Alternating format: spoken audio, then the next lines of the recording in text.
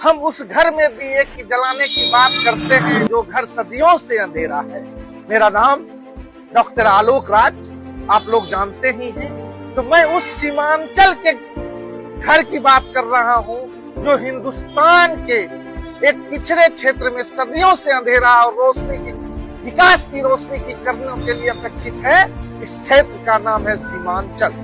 लेकिन अगर सीमांचल की बात की जाए और सीमांचल की धरती से अपनी अलग पहचान बनाने वाले, जनताओं के दिल में अपनी राज करने वाले पूर्व मुख्यमंत्री भोला पासवान शास्त्री जी की बात न की जाए, अपनी लेखनी से लोगों की दिल जीतने वाले फणेश्वर नाथ रेणु जी की बात न की जाए और अपनी बेबाक आवाजों और सीमांचल की मुद्दों पर बोलने वाले मरहूम तस्लीमुद्दीन की बात न की जाए तो यह सीमांचल की धरती के लिए बेईमानी होगी।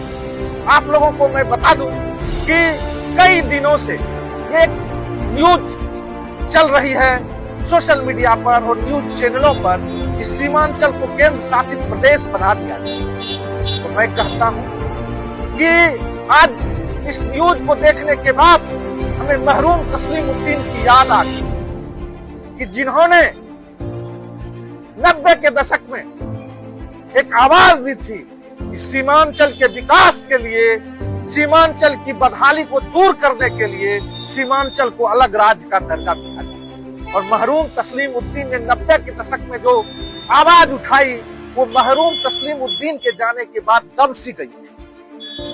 राजनीतिक विरासत के लिए, मोहम्मद तस्लीमुद्दीन की राजनीतिक विरासत के लिए तो कईयों ने कहा कि मैं राजनीतिक विरासत में उत्तराधिकारी, लेकिन मरहूम तस्लीमुद्दीन के सपने तो सीमांचल का विकास था, सीमांचल के लिए संघर्ष करना था। इसे अपना दायित्व किसी ने नहीं समझा, किसी ने इस विरासत की बात न की कि मरहूम तस्लीमुद्दीन ने क्या सपना देखा था सीमांचल के विकास के। तो मैं पुनः कह दूं कि विरासत नहीं, मुद्दे की बात होनी चाहिए। जो व्यक्ति उनके सपनों को साकार करने के लिए आगे निकलेगा वही मरहूम तस्लीमुद्दीन की विरासत का उत्तराधिकारी होगा। ये हमारे देश की राजनीति में यही पहचान रही। आज आप कहेंगे कि सीमांचल कोसों दूर है विकास के कड़ी से। आप लोग जानकर आश्चर्य होंगे कि सीमांचल को काला पानी कहा जाता है। काला पानी इसलिए कहा जाता है, अंग्रेजों के जमाने से यहाँ की पानी अच्छी नहीं थी, यहाँ के लोग काला पानी की तरह जीने को बेबस। लेकिन जब अभी लोकतंत्र के चौथे स्तंभ ने दिखाना शुरू किया कि सीमांचल को केंद्र शासित प्रदेश बनाने की केंद्र सरकार की योजना, तो मैं एक मांग करना चाहता हूँ आज के माध्यम से मोहम्मद तस्लीमुद्दीन के सपने को साकार करने के लिए कि सीमांचल को पूर्ण राज्य का दर्जा दिया जाए और सीमांचल को अलग राज्य बनाया जाए। ये मेरी व्यक्तिगत मांग है, पार्टी की मांग नहीं है। मैं पुनः कह देता हूँ, ये डॉक्टर आलोक राज की सीमांचल के विकास के लिए एक अपनी मांग है कि सीमांचल को अलग राज्य का दर्जा देकर सीमांचल को अलग राज्य बनाया जाए। केंद्र शासित प्रदेश बनाने की बात जो चल रही है सुरक्षा के दृष्टिकोण से, तो मुझे लगता है यह चुनावी मुद्दा है।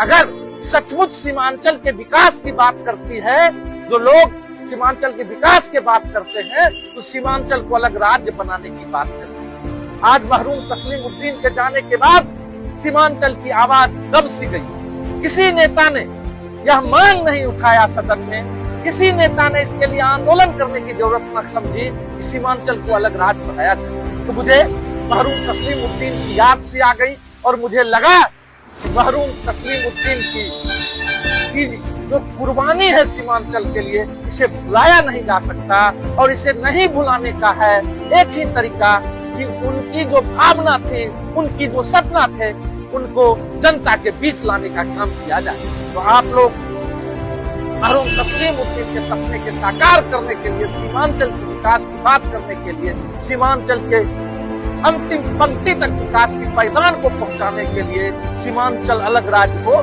इसकी मांग करें। क्योंकि मोहम्मद तस्लीमुद्दीन के बाद किसी नेता ने यह मांग नहीं किया कि सीमांचल अलग राज्य। और मैं कहता हूँ कि सभी के प्रति अपने क्षेत्र का कर्ज है। दल का कर्ज हो सकता है, लेकिन आप जिस मिट्टी और पानी से पले भरे हैं, जिसके अन्न को उपजा कर आपने खाया है, उसकी कर्ज सबसे बेसी आपके पास है।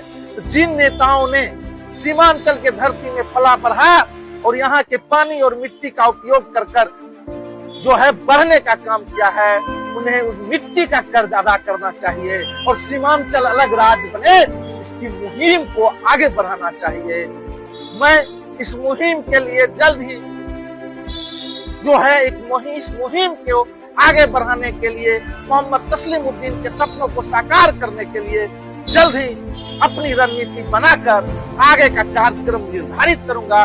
लेकिन मुझे लगा कि जब सीमांचल को केंद्र शासित प्रदेश बनाने की योजना चल रही है, तो क्यों ना जो है मोहम्मद तस्लीमुद्दीन की जो यादें रही है, तस्लीमुद्दीन का जो सीमांचल के लिए संघर्ष रहा है, उसको क्यों ना हम लोग जन जन तक पहुंचाएं।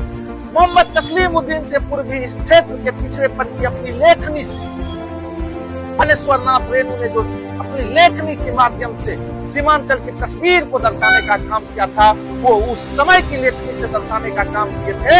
सीमांचल की तरफ पिछड़ा इलाका, सीमांचल की विकास जो है वो कोसों दूर है और आप लोगों से आग्रह है कि सीमांचल के विकास के लिए अग्रिम भूमिका निभाएं और सीमांचल के अंतिम पंक्ति तक तभी उस घर में दिया जलेगी जब सीमांचल अलग राज्य होगा। अंतिम पंक्ति तभी विकास पहुंचेगा जब सीमांचल अलग राज्य होगा। आज हम लोगों ने बहुत पहले सीमांचल को आर्थिक पैकेज देने की बात की थी, लेकिन किसी सरकार ने आर्थिक पैकेज सीमांचल के नाम पर देने का काम नहीं किया। तो सीमांचल को अगर सीमांचल के उस घर में दिए जलाने हैं जो घर में सदियों से अंधेरा है, तो मात्र एक हम लोगों का कर्तव्य है कि सीमांचल को अलग राज्य बनाया जाए। हम कतई नहीं कहते कि केंद्र शासित प्रदेश जो है वह बनाया जाए। मैं ये भी नहीं कहता कि केंद्र शासित प्रदेश नहीं बनाया जाए। सीमांचल का विकास अगर केंद्र शासित प्रदेश बनाने से होता है तो मैं केंद्र शासित प्रदेश बनाने के भी पक्ष में हूँ। मुझे सीमांचल का विकास चाहिए और सीमांचल के उस घर में दिया जलना चाहिए तो सदियों से अंधेरा है। और मैं आप लोगों को बता दूं, भारत के केंद्रीय मंत्री जो हैं गृह मंत्री अमित शाह जी सीमांचल के 3 दिवसीय दौरे पर सीमांचल में रहे और उनके बाद कल उनका सीमांचल से जाना।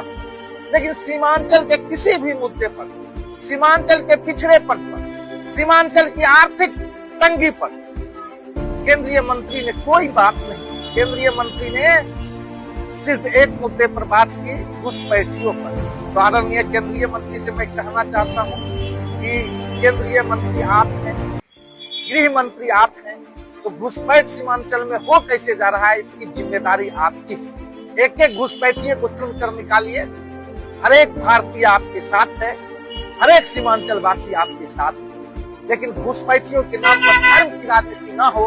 केंद्रीय मंत्री जी, यह भी आपको ज्ञात होना चाहिए और इस पर भी ख्याल रखना। तो मैं इस केंद्रीय मंत्री जी से भी आग्रह करता हूँ, सीमांचल की बदहाली को दूर करने के लिए आप जब सीमांचल में आए, यहाँ के मक्के किसानों की स्थिति देखते हैं कि यहाँ मक्का मुख्य फसल है, लेकिन मक्के किसानों को उसकी आमदनी नहीं, मतलब दाम नहीं मिल पा रहा है, उसे आमदनी नहीं हो पा रही है। तो केंद्रीय मंत्री से मेरी आग्रह है कि आप लोग सीमांचल के विकास के लिए जो है सीमांचल को अलग राज्य बनाने की पहल कीजिए और सीमांचल को अलग राज्य बनाइए, जिससे सीमांचल के उस घर में दीप जलने का काम करे जो सदियों से अंधेरा है। जय हिंद, जय भारत, जय बिहार, जय सीमांचल।